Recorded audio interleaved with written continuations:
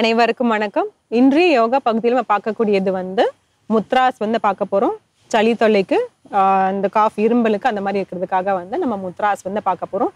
ஏன்னா இந்த மழை டைமில் நிறைய பேருக்குமே எல்லாம் சின்ன குழந்தைங்கள்லேருந்து பெரியவங்களுக்கு வரைக்குமே பார்த்தீங்கன்னா கோல்டு காஃபு இதனால் உங்களுக்கு ஃபீவரும் வரலாம், தலைவலிக்கலாம், எல்லாமே வரும். அதற்காக பண்ணுறது தான் நம்ம இந்த முத்ராஸ் பண்ணுறோம்.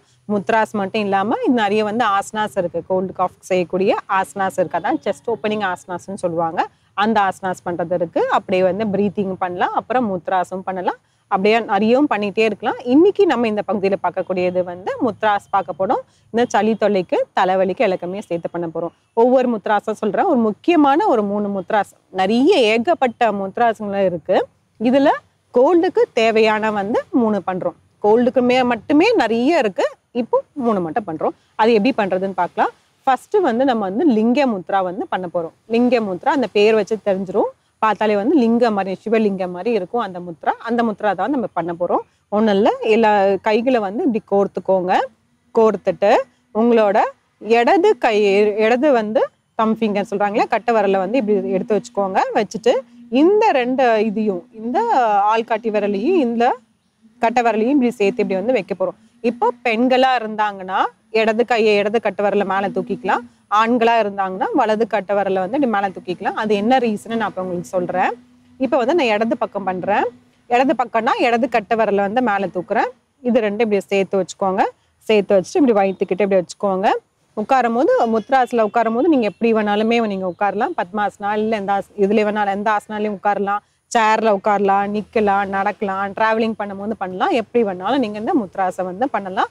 ஆனால் நம்ம கைகளை மட்டும் இப்படி பண்ணுறதுனால இதுக்கு எந்த ரெஸ்ட்ரிக்ஷன்ஸும் இல்லை. ஓகே, இப்படி வச்சுக்கலாம். இதில் ஒரு சில வினாடிகள் இருக்கலாம். தளர்த்திக்கலாம். இப்போ அப்படியே நான் உங்களுக்கு ஜென்ஸுக்காக இந்த பக்கமும் பண்ணிடலாம். அதாவது வலது கட்டை விரலை இப்படி நிறுத்திக்கணும். இது ஆள்காட்டி விரலையும் இதோட தம் ஃபிங்கர் இதை கட்டை விரலையும் சேர்த்து வச்சு இப்படி வைக்க போகிறோம். இதில் ஒரு சில வினாடிகள் இருக்கலாம். இதில் நீங்கள் கவனிக்க வேண்டியது என்னன்னு பார்த்தீங்கன்னா, இந்த 2 பாம்ஸ் இப்படி விரிஞ்சு இருக்கக்கூடாது. 2 இப்படி சேர்த்து இருக்கணும். இந்த இடத்துல நல்லா இப்படி சேர்ந்து இருக்கணும்.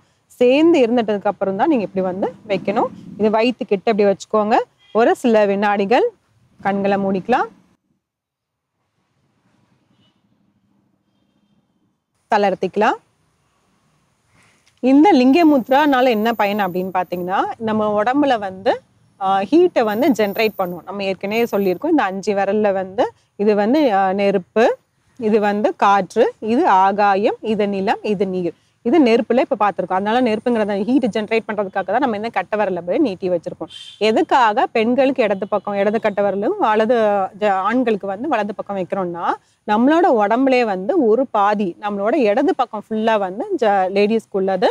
அதுக்கப்புறம் நம்மளோட வலது பக்கம் ஃபுல்லாக பார்த்தீங்கன்னா ஜென்ஸ்க்குள்ளது. உங்களுக்கு அர்த்தநாதீஸ்வர் தெரியும் இல்லையா? சிவன் நம்மளோட இடது பக்கம் சக்தியை கொடுத்துருப்பாங்க. அதனால நம்மளோட எல்லாருக்குமே இடது பக்கம் ஃபுல்லாகவே பெண்களுக்கு தான்.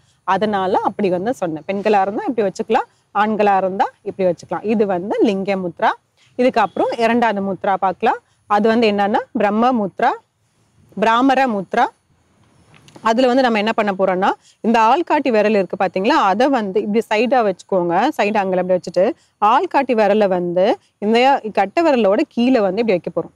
வச்சுட்டு இதோட நடுவிரலோட சைடில் நுனி கிடையாது, இந்த சைடில் இந்த கட்டை விரலை இப்படி வைக்க போகிறோம். எல்லாத்துக்குமே ஒவ்வொரு பெனிஃபிட் இருக்குது. இந்த சைடில் வைக்கிறதுனால ஒன்று இருக்குது, இந்த சென்டரில் இப்படி வைக்கிறதுனால ஒன்று இருக்குது. அதனால இப்போ இப்படி வச்சுக்கிறோம். மற்ற 2 விரலும் நீட்டி இருக்கிறோம். இதே மாதிரி வலது கையில் வைக்க போகிறோம். அதே மாதிரி வச்சுட்டு இப்படி வைக்க போகிறோம். வச்சுட்டு கைகளை இப்படி வச்சுருங்க. சில வினாடிகள் தளர்த்திக்கலாம். இது பிராமர முத்ரா. இதுக்கப்புறம் அடுத்த முத்ரா ஒன்று இருக்குது. அது ஒன்று சொல்லிடுறேன். அது ஷூன்ய முத்ரா. ஷூன்ய முத்ராங்கிறது என்னன்னா, இதோட நடுவிரல் இருக்குது பார்த்தீங்களா, நடுவிரல் அது இப்படி மடக்கிட்டு அது மேலே இந்த கட்டை விரலை வச்சு அழுத்தம் கொடுக்க போகிறோம். நம்ம நிறைய முத்ராஸில் இப்படி டிப்பில் பிடிச்சிருப்போம். அதுக்கு பதில் இதில் இப்படி அழுத்தம் கொடுக்குறோம். மேலே இப்படி வச்சு அழுத்தம் கொடுக்க போகிறோம். மற்ற 3 விரல்களில் நீட்டி இருக்கும். அதே மாதிரி இது நடுவிரலை மடக்கிக்கோங்க. அது மேலே கட்டை விரலை வச்சுக்கோங்க. வச்சுட்டு இப்படி திருப்பி வச்சுக்கலாம். இப்போ உட்கார்ந்துருக்கிறதுனால உங்களுக்கு மடி மேலே இப்படி வந்து பாம்ஸ் மேலே பார்த்த மாதிரி வச்சிருக்கேன். நிற்கிற மாதிரி இருந்தீங்கன்னா இப்படி சைட்லலாம் கூட வச்சுக்கலாம். இப்படி தான் மேலே பார்த்த மாதிரி இருக்கணும்னு அவசியம் இல்லை. சில வினாடிகள் தளர்த்திக்கலாம். இது எதுக்காக பண்ணுறோம் அப்படின்னு பார்த்தீங்கன்னா, இந்த சூன்ய முத்ரா வந்து இப்போ கோல்டு இருக்கும் போது பார்த்தீங்கன்னா அதுலேயே வந்து ஒன்று விட்டு அப்படியே ஒன்றா வரும். கோல்டு வந்துச்சுன்னா அப்படியே இருமல் வந்துடும், தலைவலி வரும், காது வலிக்கும், காது அப்படியே அடைச்சா மாதிரி ஆகிடும். சில பேருக்கு வந்து காது அடைச்சிடும். அந்த கோல்டு அதிகமாக இருந்துச்சுன்னா காது வந்து அடைச்சிரும். அதுக்கு வந்து இந்த சூன்ய முத்ரா பண்ணிங்கனாவே உங்களுக்கு ரொம்ப ரொம்ப நல்லது. இது தவிர்த்துட்டு முத்ராஸ் தவிர்த்துட்டு நம்ம இன்டேக் உள்ள எடுத்துக்கிறதுலையுமே வந்து சில இது வந்து நம்ம கொஞ்சம் கவனிச்சு எடுத்துக்கலாம். ஏமோ இப்போ மாடி வீடா இருந்தாலும் சரி, இல்லை வந்து தனி வீடா இருந்தாலும் சரி, எந்த வீடா இருந்தாலுமே வந்து நம்ம வீட்டில் இருக்கக்கூடிய ஒரு 4 செடிகள் வந்து கண்டிப்பாக வைக்கணும். அது என்னன்னு பார்த்தீங்கன்னா துளசி, கற்பூரவள்ளி, தூதுவளை, அதுக்கப்புறமேட்டு நொச்சிலாம் வந்து மரம் மாதிரி இருக்கும். பட் இல்லைன்னா உங்களுக்கு நம்ம மாடியிலேருந்து இப்போ நிறைய பேர் எல்லாமே வளர்க்குறாங்க. இல்லைன்னா நொச்சி இலையும் அந்த மாதிரியும் வச்சுக்கலாம். இதெல்லாம் வந்து ரொம்ப ரொம்ப முக்கியம். முடக்காத்தான் வந்து வேற இதுக்கு. இப்போதைக்கு வந்து இதெல்லாம் சொல்லுறேன், சளிக்காக இந்த இதெல்லாம் சொல்கிறேன். இந்த 4 இது கண்டிப்பாக இருக்கணும். அதை வந்து ஒரு கஷாயம் மாதிரி போட்டு குடிச்சிட்டிங்கனாலே உங்களுக்கு சரியாயிடும். அதாவது தூதுவளை, துளசி, கற்பூரவள்ளி வச்சுட்டு மிளகு கொஞ்சம், சீரகம் கொஞ்சம் எல்லாமே சேர்த்து வச்சு, தனியா, உப்பு, மிளகு இதெல்லாம் கொஞ்சம் எல்லாம் வச்சுட்டு அப்படியே ஒரு அரைச்சிட்டு அதுக்கப்புறம் ஒரு 2 டம்ளர் தண்ணி ஊற்றி நல்லா கொதிக்க வச்சுட்டு அதுக்கப்புறம் அப்படியே ஃபில்டர் பண்ணி குடிக்கலாம். இதெல்லாம் வந்து குழந்தைங்களுக்குலாம் கொடுத்துடலாம். நம்ம வந்து மாத்திரைகள் எடுத்துக்கிறத விட இந்த மாதிரி நம்ம கை வைத்தியமா மாதிரி செஞ்சுட்டாலே வந்து எல்லாருக்குமே நல்லதா இருக்கும். சிறியர்களுக்கு மட்டும் இல்லை, பெரியவர்களுமே இது வந்து தாராளமாக குடிக்கலாம். காலையில் ஒரு தடவை, ஈவினிங் ஒரு தடவை அந்த மாதிரி குடிச்சிட்டிங்கன்னா நல்லாயிருக்கும். ஆனால் வெறும் வயிற்றுல வந்து குடிக்காதீங்க. அது ரொம்ப ஹீட் வந்து அதிகமாகிடும். அது கொஞ்சம் பார்த்துக்கோங்க.